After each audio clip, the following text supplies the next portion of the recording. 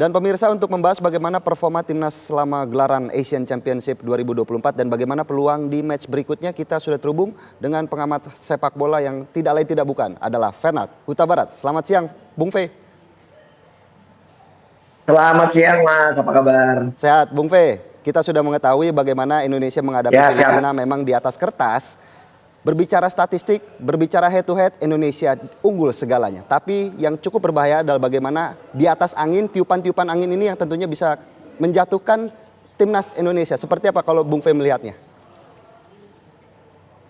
Ya, kalau saya melihatnya kita tidak bisa berbicara dengan berdasarkan statistik ya. Karena kita tahu juga statistik ini bukan jaminan untuk kita bisa dengan gampang mengalahkan Filipina ya. Masanya udah berbeda. Dan sekarang juga kita tahu timnas kita ini mayoritas 11 pemain ini pemain debutan yang baru masuk dalam tim nasional, juga baru melakukan laga internasional di tim nasional. Artinya memang di sini mereka perlu experience ya. Maka juga kita juga tidak boleh terlalu berharap banyak ketika pada saat nantinya mungkin kalau kita gagal. Tapi kalau saya sangat optimis ya, kita bermain di kandang dan kita juga tentunya juga pelatih juga sudah membuat perubahan strategi, dan ini jelas terlihat ketika pada saat melawan tim dari Vietnam ya, kita bisa menahan begitu bagus serangan dari Vietnam walaupun akhirnya kebobolan juga. Tapi paling tidak kita udah terlihat ada progres di mana kita mampu memainkan posisi defense dengan baik dan juga mengincar serangan balik counter attack dengan bermain kita 3-5-2 dan ketika menyerang bisa berubah jadi 3-4-3. Nah, harapannya sekarang adalah bagaimana Coach Sintayong bisa memainkan pola juga strategi yang tepat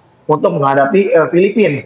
Karena di match terakhir Filipina ini ditahan draw oleh Vietnam di kandangnya dengan skor 1-1. Artinya Filipina hanya baru dapat 3 poin, Indonesia 4 poin, dan di bawahnya Indonesia itu ada Myanmar ya. Nah, kalau Indonesia bisa menahan saja hasil draw itu maksimal bisa kita lolos, tapi lebih baik adalah kita harus bisa menangkan pertandingan dengan poin 3 sehingga kita tidak harus ditentukan nasibnya dengan tim lain. Karena di satu sisi juga Myanmar juga akan berhadapan kalau saya tidak salah melawan Vietnam, dan dia pun kemudian bisa mencari poin kemenangan untuk bisa menjadi runner-up-nya Vietnam nanti di grup B ini. Saya pikir begitu.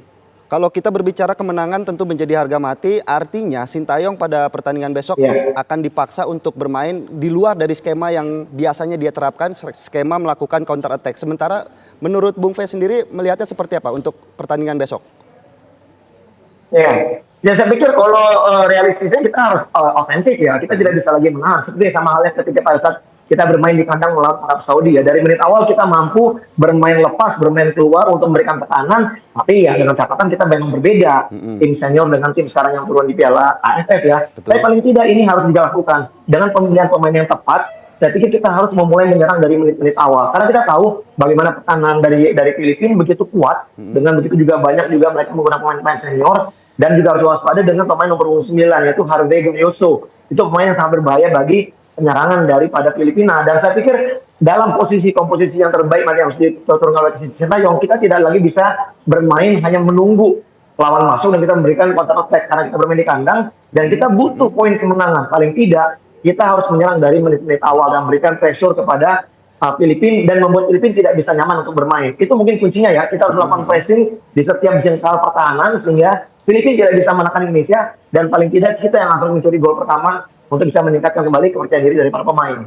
Dan tentunya dengan bisa dimainkannya kembali Marcelino menjadi salah satu amunisi yang cukup penting bagi Indonesia yang ingin mencari kemenangan ketika menghadapi Filipina. Begitu sedikit mungkin, Bung Fe. Ya, saya setuju ya. Paling tidak juga Marcelino juga dengan pengalaman internasionalnya juga bermain di timnas senior, juga bermain di klub luar ya. Kita berharap bahwa Marcelino yang ada di depan, di jangkar depan yang mungkin bisa menjadi solusi ya bagaimana Indonesia bisa memberikan pressure kepada pertahanan dari Filipina. Karena kita tahu di Piala AFF ini masih minim pemain depan untuk mencetak gol. Yang mencetak gol adalah Asnawi ketika lawan Myanmar menang 1-0.